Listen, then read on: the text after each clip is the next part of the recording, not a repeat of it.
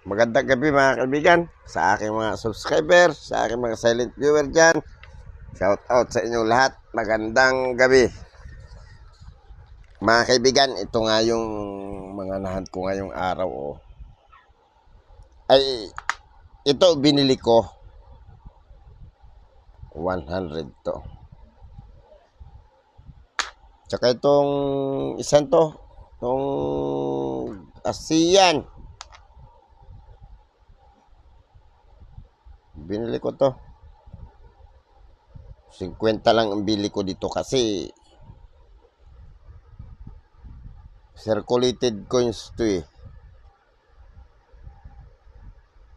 Sabi nga nung nagbenta dapat daw 200 daw ito, hindi na 150.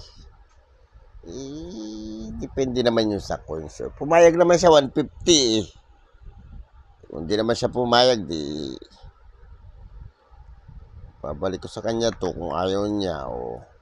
Aldrin, AJ, shout out sa'yo. Ito na yung coins mo. Salamat dito sa coins mo. Shout out sa'yo, Aldrin. AJ. Ito yung mga lahat ko ngayon mga kaibigan. Noon nagon. 2019 to mga kaibigan. Tama lang pala yung liwanag. Tsaka to,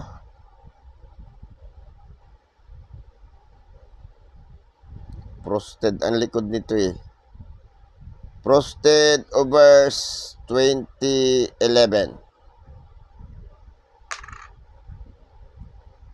Tsaka to, 2001 mga kaibigan, non-magnetic. So, itatabi ko na to. Hindi ko na to pakakawalan, nandito sa akin.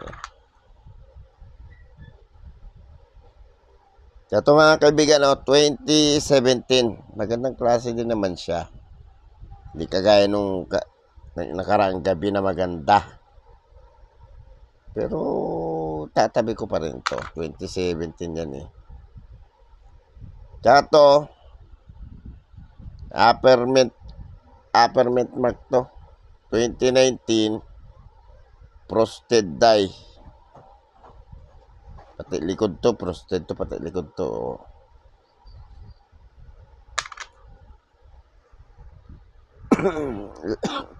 Tsaka to mga kaibigan, 2020, 10 peso. Wala pa rin nare-record sa numistang may frosted na 2020. Na NGC na 10 peso. Tingnan nyo mga kaibigan, Ewan ko bakit, anong nangyayari sa numista, bakit kahit nag-upload ka ng sabihin mong frosted to, walang nangyayari. Ay, frosted to you. Hindi naman pwede sabihin luster lang to. Ang luster, hindi ganito. Ang luster, kumikinang lang. Walang ganyan. Pero hindi bali. Hindi pa naman ako nag-upload sa numisa ng ganyan. Pero ito, talaga, nasa numista to. Frosted, 2008, 1 peso. 0.9% lang to sa numista. Mga kaibigan, frosted yan. Ito ay 0.9% sa numista. Ang 2008 frosted die. So mga kaibigan, baka naman pwede maglambing ng subscribe. Pa-press na subscribe, pa-press na notification bell, pa-select ng all para ma-notify kayo. Kung gusto nyo i-like, pa-like na rin. At kung gusto nyo i-share, pa-share na rin. Mga kaibigan, meron ako ditong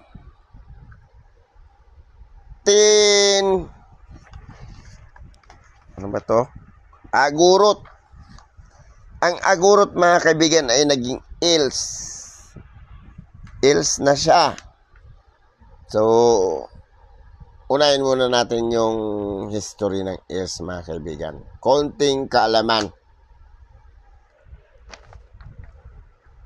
The origin of the name shekel is from the ancient biblical currency by the same name, and early biblical references is Abraham being reported to pay 400 shekels of silver to Ephron the Hittite for the cave of the patriarchs in Hebron.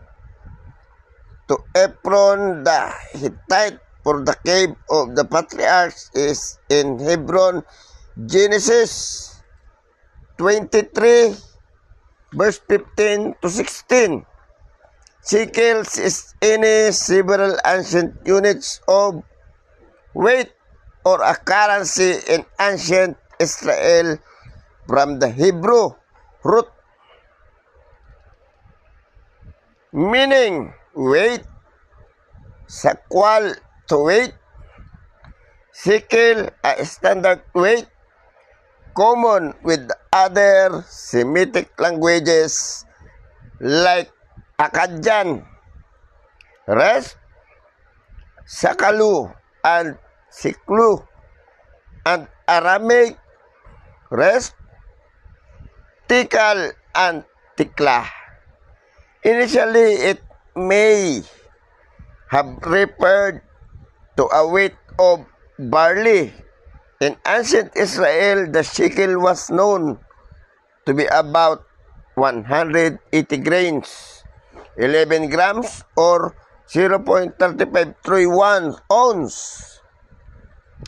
From the information of the modern state of Israel on May 14, 1948 through 1952, banknotes continued to be issued by the Anglo-Palestine Bank as a Palestine pound, which was pledged at £1 sterling in 1952. The Anglo-Palestine Bank changed its name to Bank Leumi, Israel National Bank of Israel, and the currency name became the Israeli pound. O, di ba mga kaibigan? Kaunting kaalaman lang naman yun. Punta tayo dito sa agurot na naging shekel, els, naging els. 10 agurot. Pictures Israel, State of Israel, type, standard circulation coins, years 1984 to 2017. Ang dami. Calendar Hebrew, value 10 agurot, 0.10 els. Ang value, mga kaibigan, ay 1.52. Currency, new shekels, composition, copper, aluminum, nickel. Non-magnetic to. Non-magnetic yan, mga kaibigan. Weight 4 grams, diameter 22 mm, thickness 1.61 mm, shape round, technique meld, orientation, medal, alignment. Medal alignment to kasi pantay to, mga kaibigan eh. Oh, di ba? Obverse, replica of coin issued by Mitatias Antigonus with the 7-branch candelabrum and emblem of the state of Israel in Hebrew, English, Arabic, state emblem, monarch, flanked by olive branches above. Ito yung obverse niya. Ito yung obverse. Ang reverse naman, value in square. Yun lang. Value in square. Dahil ang dami niyan mga kaibigan. Ang dami niyang mintage. Ang i-update lang natin yung hawak ko. Para hindi na tayo tumagal.